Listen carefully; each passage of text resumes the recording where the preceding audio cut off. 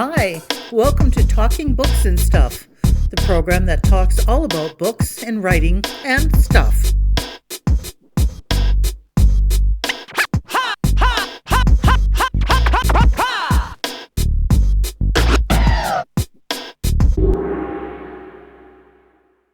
Here's your host, Dennis Rimmer.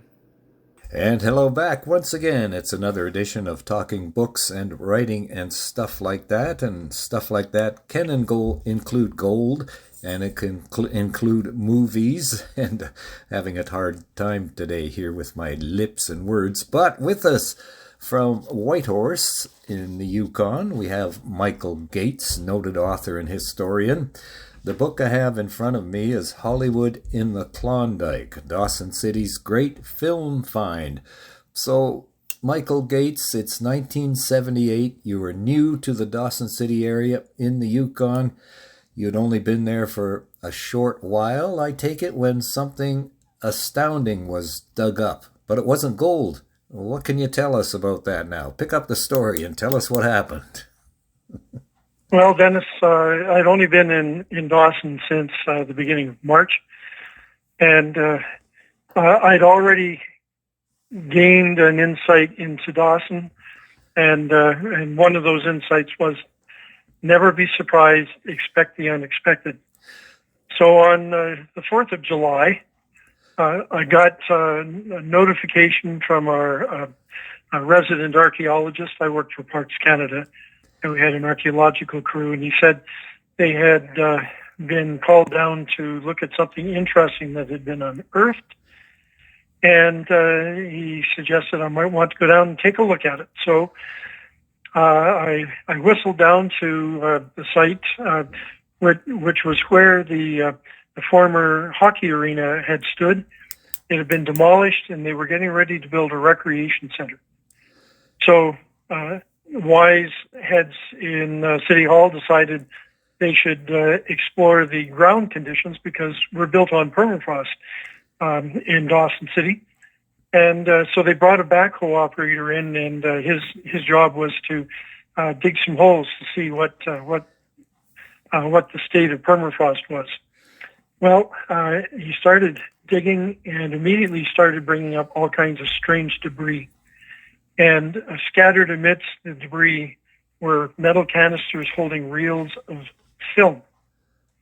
So I was particularly attracted to that. And of course, the first question is, how old is the film?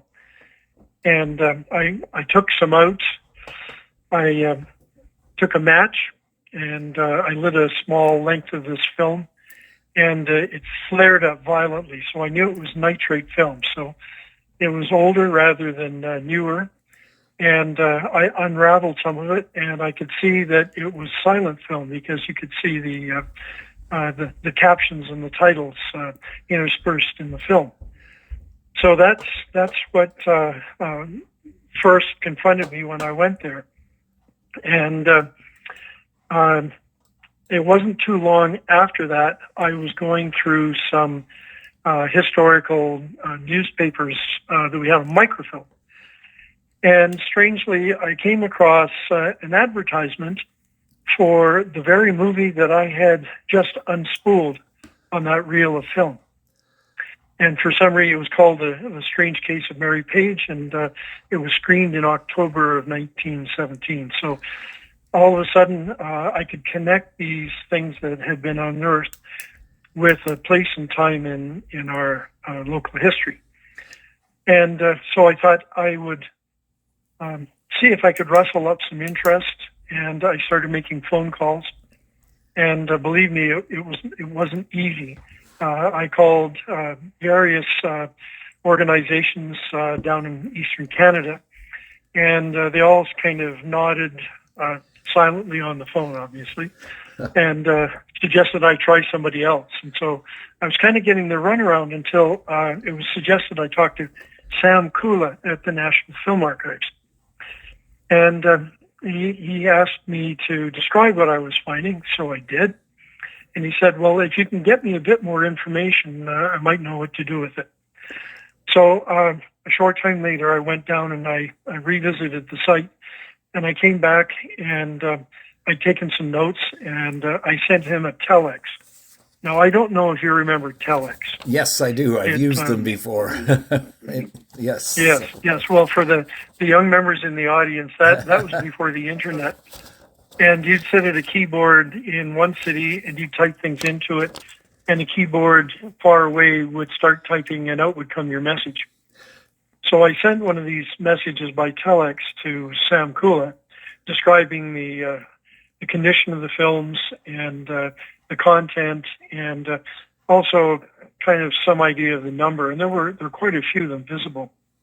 And the next thing I knew, Sam Kula had sent a telex back, and he announced that he'd booked a flight and he was on his way to Dawson City. And could I please book a hotel room for him for a couple of days while he was in town? So that was how things got started. And believe me, Sam Kula was taking a big gamble here. He might have flown all the way to Dawson, which is, about as far away from Ottawa as you can get. Right. And there might be nothing at all. And then he'd have to explain why he spent all this money to go out into the netherworld. But when he came to Dawson and we visited the site, I think he saw the potential for finding films that had been lost over the previous decades.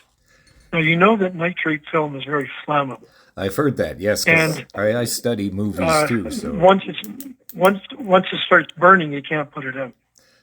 And so, consequently, many large warehouses containing thousands and thousands of reels of film had burned to the ground. And with it, much of the silent movie film legacy had been lost. So he said, if they could uncover some films that fill in the gaps in that film history, he said it would be worthwhile. And the example he cited was a famed film actress named Theda Bara. And unfortunately, very little of the film footage of her survived. He said if you could find one reel of a Theda Bara film, he said it'd be worth the price of admission. Wow. So, and then he said, well, it's really hard to work with other government departments. It's really complicated. Is there some arm's length organization that we could turn to that could pick up this project and salvage these films and catalog them for us? And that's how the Dawson Museum became involved. And this is Michael Gates we're talking with. He's the Yukon Story Laureate. The book in question is Hollywood in the Klondike, Dawson City's great film find. And Michael's with us. The films were uncovered in 1978. Let's go back 80 years to 1898. Was that basically the first big gold strike in the area? Well, there'd been 25 years of prospecting for gold before the Klondike discovery, but nothing substantial. So there had been a trickle of prospectors coming in year after year, spreading out into all the creeks and the tributaries, hoping to find that elusive yellow metal. And there'd been some promising discoveries. There'd been one in a place called 40 Mile, and another one farther down the Yukon River in Alaska at a place called Circle City. And so these held promise. And the big discovery didn't occur until August of 1896. And it sparked the subsequent stampede. And so the fall of 1897 and the winter of 1897-98 was the height of the gold rush, and tens of thousands of people pulled up stakes and headed for the Klondike. And it was a brutal trip just to get there. You had to pack 1,000 pounds or more of supplies over a mountain pass on your back. You had to haul them to the nearest headwaters of the Yukon River. You had to build your own boat. And then you had to navigate through several lakes and rapids and hundreds of miles of Yukon River before you got to Dawson. So it was a pretty remote place, and not only was it remote, but the north is a land of extremes. So in the summertime, you get nonstop daylight for about 2.5 months, and conversely, in the wintertime, you get long periods where it's virtually dark around the clock, and the temperatures can go from, say, 30 degrees in the summertime to minus 50 Celsius in the winter. So it wasn't a place that suffered chichacos gladly, but it was very isolated. To get there would take weeks of laborious effort. It took a couple of years for them to build a railway that helped improve the transportation system. But up to that time, most of the people who came in did it on their own legs and in the boats that they built themselves. So once the town of Dawson City started to boom, then everything came in, right? Entertainment, lots of liquor stores, hardware stores, restaurants. They're kind of put up haphazardly with some tents and some wooden structures. How did the town come about in those early days? Well, it started out as a piece of moose pasture, and in the first few months, it was a very small local population that converged on the area. But by the fall of 1897, people were starting to come in from outside. And so, let's say by the time the Yukon River froze up, and once it froze, that pretty much locked everybody in place in the Klondike. Once the river froze, there were probably 5,000 people who had already reached the Klondike, and many of them had rushed up without much planning and preparation. So one thing they forgot about was bringing enough food with them, and so there was the risk of famine that first winter. The following spring, the flood of humanity continued, and thousands of people converged on Dawson. And it was, in the early stages, a crazy place, rapidly growing. There'd be plenty of supplies of one sort and virtually nothing of another. And I thought, hello? Yes, I'm here. I picked a little passage out of my book. If you'd like, I could read it. Just a couple of paragraphs that might help. That'd be wonderful. Sure. Sure. Okay. The Klondike was a case study in extremes. Dawson City was nestled in the wilderness, thousands of kilometers from civilization, yet it quickly became the most modern and cosmopolitan of cities. It was a land of great fortune and bounty for some, failure and hardship for others. Some lived on champagne, while others ate beans. The summer days were long and warm. The winter nights were equally long and bitterly cold. Amid the excitement and aura of gold, men and women were suffering from scurvy, malnutrition, and consumption. Typhoid fever, epidemic proportions, a product of poor sanitation and a lack of clean drinking water. The smell of sawdust and shit mingled with the sound of hammers pounding, music playing in the jumble of a dozen different languages. When the weather was warm and dry, the streets were hard and dusty. With a few days of rain, they turned to muddy quagmires that sucked the boots off men's feet and mired teams of horses and their drivers knee-deep in the muck. Thousands milled about the waterfront. It was a gigantic carnival. One observer even likened it to the fairgrounds at the World's Fair. And amid it all were the saloons, dance halls, and theaters. It was a crazy place.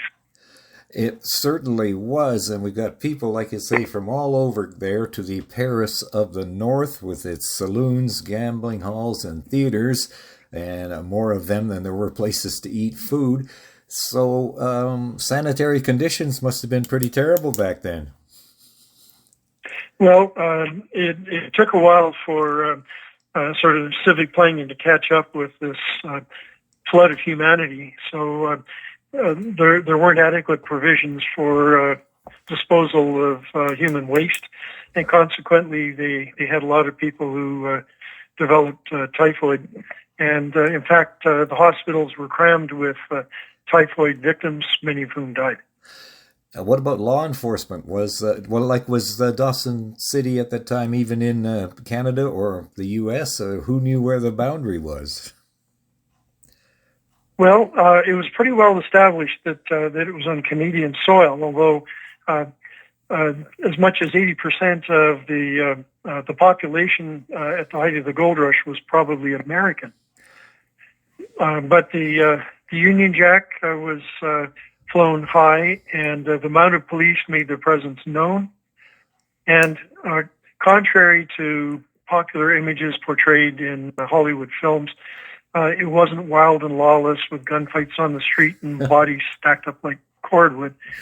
It was relatively peaceful, and there were no gunfights that year of the height of the gold rush, and no murders to speak of. The Mounties made sure that the saloons and the dance halls shut down at midnight on Saturday evening and didn't open up until Monday morning. So Sunday was pretty quiet, and I think Pierre Burton summed it up when he said the worst crime that you could commit there was chopping wood on Sundays. Right. So it was, in contrast to American gold rush towns, it was a pretty orderly place. And the book is Hollywood in the Klondike, Dawson City's Great Film Find, from Douglas and McIntyre through Harbor. No, not Douglas and McIntyre. It's through Harbor Publishing. And your own brand is what, Moose Books, is it?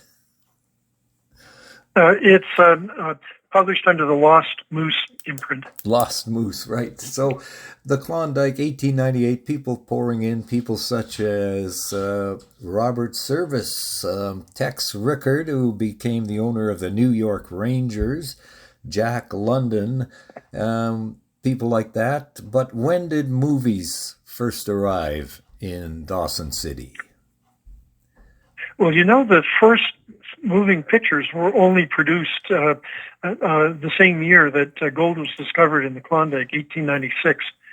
And it was the Lumiere brothers in France who screened the first moving pictures. So the moving picture industry was in its utter infancy at this time.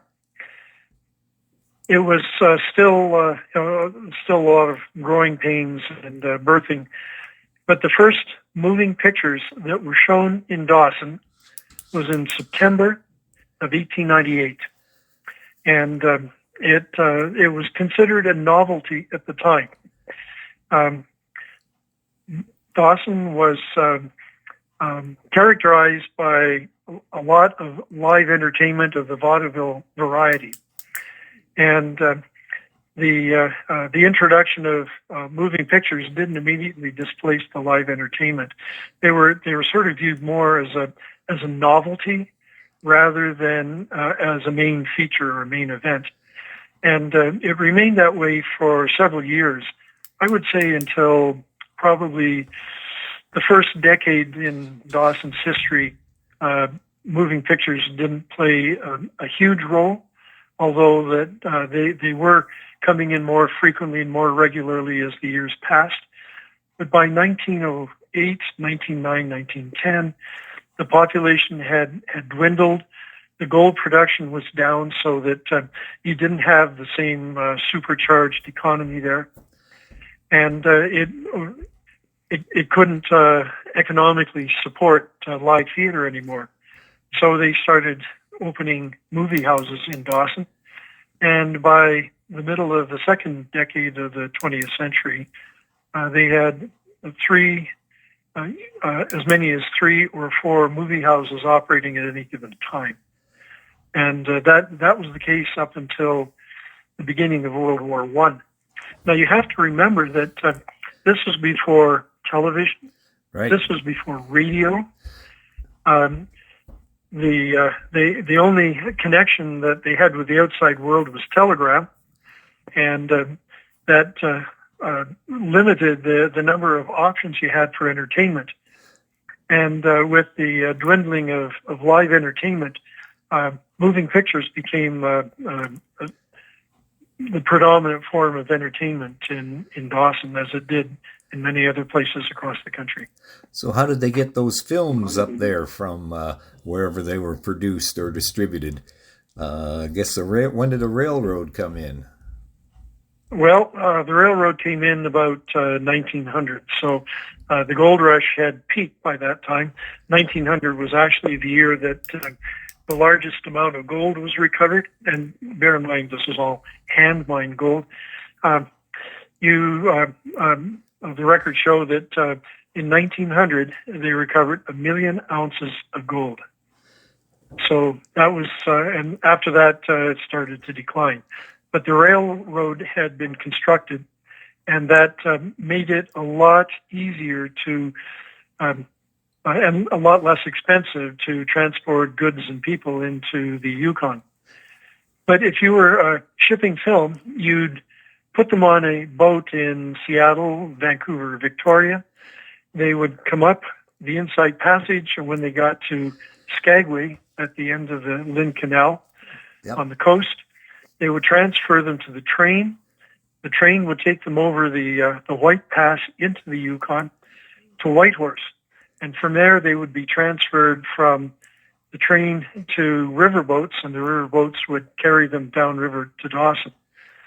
That was in the summertime. In the wintertime, they had to rely upon dog teams and horse-drawn sleds to bring any supplies in.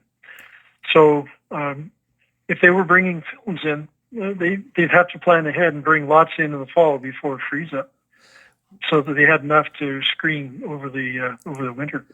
So it's a story about Hollywood. It's a story about the Klondike. What exactly is the Klondike? Well, the Klondike is a region surrounding the confluence of the Klondike River and the Yukon. And there's an area of about 1,000 square miles that encompasses Bonanza and El Dorado Creeks, Hunker Creek, Dominion Creek, Sulphur, and Quartz. And these were the main gold-bearing creeks within, let's say, a 50-mile radius of Dawson City. And so that's the Klondike area. Now, what was the population at its peak back then in Dawson City? Well, they had a pretty fluid population. People were coming and going all the time. But the mounted police did they took a count in 1898, and they were able to count 16,000 people in the summer of 98. And if they tallied up the population for the territory, it was somewhere around 35 to 40,000 people. And that continued for the first few years. The official census in 1901, I think they still had 28,000 people in the Yukon. And now it's, what, 1,375, something like that? Well, it's been growing quite rapidly in the last few years. I think we're closing in on 40,000. Oh. So most of that population is centered in Whitehorse, of course. Yeah. I think the population here is probably around 28 or 30,000. Dawson City has a population in the range of 2,100 at the present time. I was looking at the notice. The last one I had was 2016, and Dawson City was 1,375. But how far is Dawson City from Whitehorse? If you drive, it's about 550 kilometers. Is there a good road? It's good when they're not doing construction. Oh, right. Well, that goes on all the time. I think they're still building the Rogers Pass, and it opened in 1951. But I remember that. It's still. But when my wife and I drove to Dawson last summer, I think it was a 6.5 hour trip, and an hour of that was spent parked in lineups waiting for a scout pilot car to take us through the construction zones. Oh, right. Um, So let's go from 1898 back to 1978 now. The film is uncovered from the permafrost, and you got in touch with various organizations. Then what happened? Well, the Dawson Museum became engaged in recovering the films. And over the course of the summer, they took hundreds and hundreds and hundreds of reels. And we had made arrangements for them to use some Parks Canada facilities at a historical industrial complex about 6 miles outside of Dawson, a place called Bear Creek. And there were two buildings there in particular that suited our purposes perfectly. One was an old abandoned root cellar. And at the height of summer, the temperature inside was hovering around the freezing mark. Mm-hmm. And keeping these nitrate-based films cool was advantageous.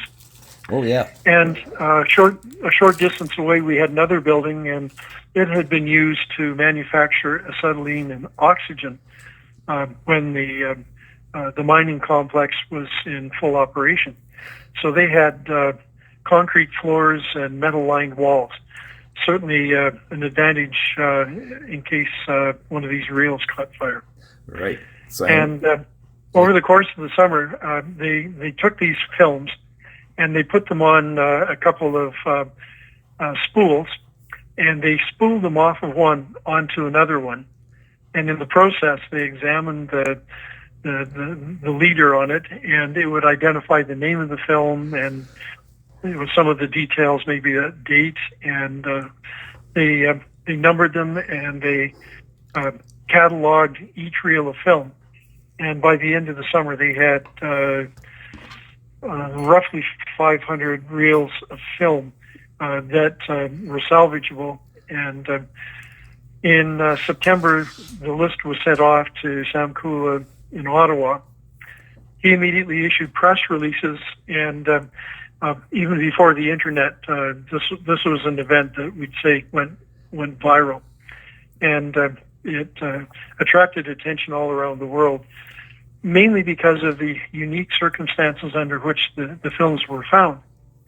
And coincidentally, by that time, we had learned the circumstances under which the films came to be buried there in the first place. Oh, yes. How'd that happen? And that's an interesting story.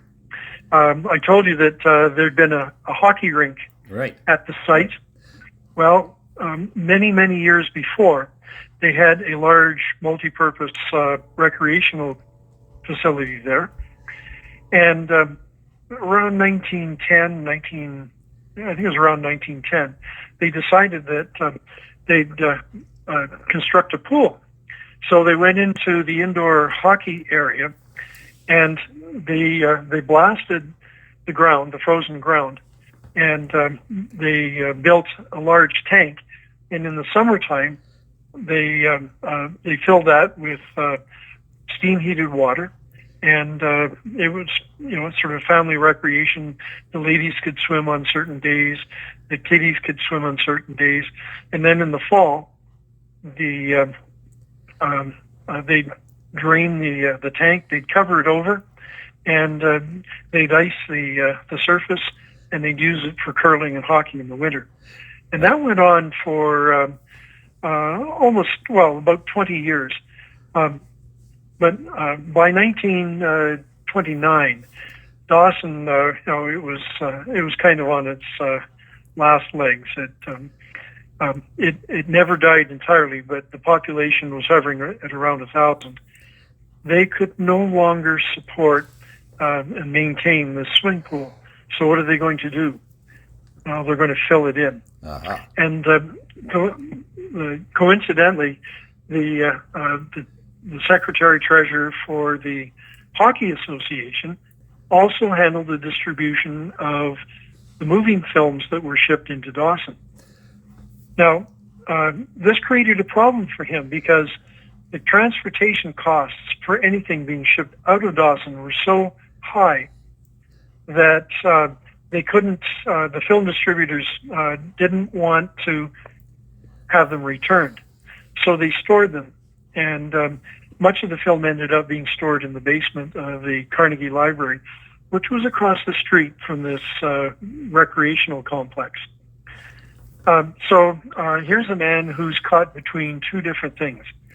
They've filled up the basement of the Carnegie Library with these films, and he doesn't know what to do with them. So he asked the distributors, and they said, dispose of them.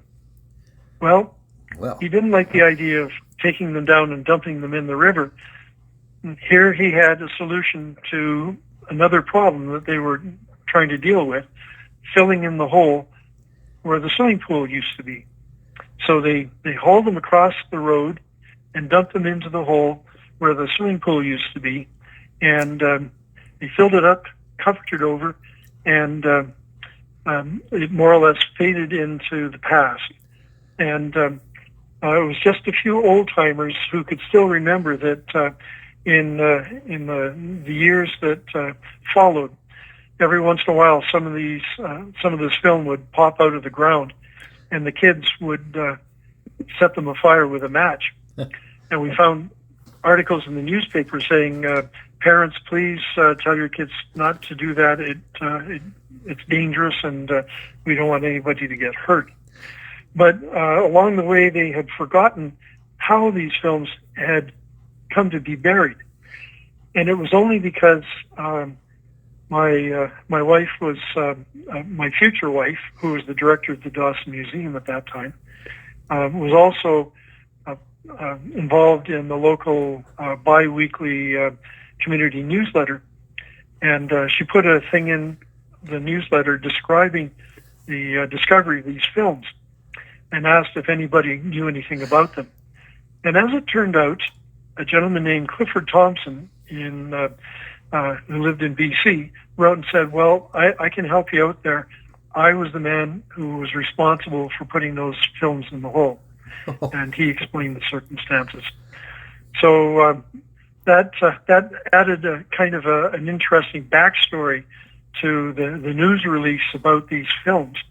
And over the next few months, we were flooded with inquiries, and the museum received numerous phone calls and inquiries about these films. Now, we had the next challenge was to get them to Ottawa. And, you think, well, that would be relatively easy. We had, by this time, several hundred reels of film. They're all stored in cardboard boxes. Uh-huh. We found a mover who was picking up a household of furnishings and taking them to Whitehorse. And they graciously offered to load these into their moving van and take them to Whitehorse for us. But when I went to Whitehorse and inquired about getting them to Ottawa, they said, oh, no, we've heard all about this film. This film is nitrate, it's hazardous goods, and we're prohibited from transporting them. Right. So I went to the airlines, and the airlines said, no, sorry, hazardous goods, can't touch them. I went to Greyhound. They said, oh, we know all about that. No way, we're going to move them. So we thought, now we've got a problem. But fortunately, one of the fellows that I worked with had been in the military, and he pointed out that the military handled dangerous goods all the time. So we shared that information with Sam Kula at the National Film Archives. And somehow they were able to make arrangements. The Armed Forces sent a Hercules transport to Whitehorse. They crated all these boxes, cardboard boxes, up in two great big crates. And they flew them from Whitehorse to Ottawa, and they arrived in Ottawa on November 11th, 1978. November 11th. So yes. Yeah. Memorable Remembrance Day all around. It was, and the press was there to witness the arrival. Along the way, they picked up a troop of soldiers, and I'm going to surmise here that they were being brought in to participate in Remembrance Day activities in Ottawa. When the Hercules pulled up on the apron and the back came down, out-trotted this platoon of soldiers. And one of the reporters turned to an archive staff member and said, "Are they really that valuable?" They are. Anyway, the archive staff grabbed these films, and they were faced with a really daunting challenge. How are they going to stabilize these films? Because they were damp. If you mishandled them, the emulsion would actually, you could wipe it off the nitrate substrate. So they had to find a way to stabilize these films. And fortunately, they drew upon the expertise of several people in the film field. And within a week or 10 days, they devised a method of treating these films that would stabilize them so that they could then be transferred to safety film. And it was a most remarkable triumph for the staff at the National Film Archives. And I only have a couple of minutes left. It's been a fascinating conversation with Michael Gates about Hollywood in the Klondike, Dawson City's great film find. So where are the movies, the films now? Well, interesting that you should ask. First of all, the originals are no longer in the Yukon. As it turned out, there was no original Yukon footage amongst the films that were recovered. It was all Hollywood film footage or newsreels that had been shipped into the Yukon. The films that went to Ottawa were shared between the National Film Archives, who kept almost 200 reels of newsreels, and Library of Congress in Washington, D.C., who took the Hollywood footage by an international convention. They had to be returned to the country in which they originated. Okay. So the Hollywood footage was returned to Washington, D.C. Gotcha. And can we see them once in a while here and there? Yeah, you can actually order them from the. You can look at the. If you go online for Library and Archives Canada, you can actually see the listing of the films, and you can order them, and you can get digitized files of the films, very high resolution copies. You can also see a lot of that footage in a documentary film that was made by Bill Morrison of New York City a few years ago, and a film called Dawson City Frozen Time. So and that, I think, if you go online, you can still find that available for sale. That's great. That's Michael Gates with Hollywood in the Yukon, Dawson City's great film find. Fascinating tale. Michael, thank you very much for being with us today. Dennis, it was a pleasure. Thanks for calling me. Thank you for visiting with us today. This is Talking Books and Stuff with Dennis Rimmer. Contact him at dennis@talkingbooks.tk. Thank you, and may all the good news be yours. Oh, and don't forget to check out his book, The Great Canadian Notebook, available across Canada and at amazon.ca.